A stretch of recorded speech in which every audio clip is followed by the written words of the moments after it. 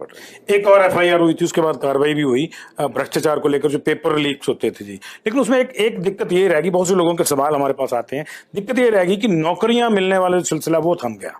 नहीं, अभी हम जल्दी फिक्स्ड अमाउंट पर जल्दी ही काफ़ी नौकरियां निकालने जा रहे हैं और दूसरी रेगुलर नौकरियां भी हम निकालने जा रहे हैं।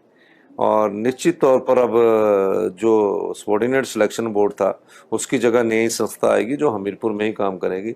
उसमें सिर्फ मेरिट के आधार पर ही होगी। उस दृष्टि से हमारी एक कमेटी बन चुकी है जिसमें रिनाउंड आर्मी के ऑफिसर्स से लेकर रिटायर्ड आईएएस ऑफिसर्स कमेटी का काम करेंगे और उस दृष्टि से हम आगे बढ़ रहे हैं।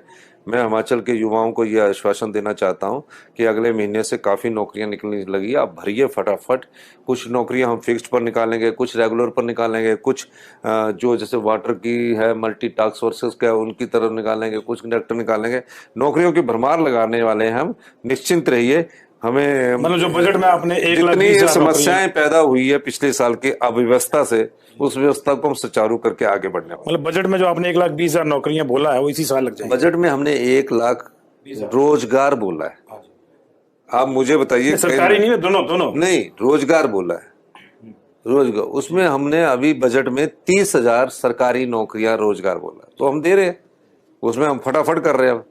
मैं चाहता हूं कि एक साल के अंदर 30,000 40,000 लोग लगे ताकि लोगों को रोजगार मिले। कुछ परीक्षाएं हो गई हैं सर, लेकिन वो बीच में कार्रवाई हुई तो उसकी वजह से उनका जो है रिजल्ट रुक नहीं, गया। कुछ परीक्षाओं के हम रिजल्ट भी निकालने की दिशा में आगे बढ़ रहे हैं।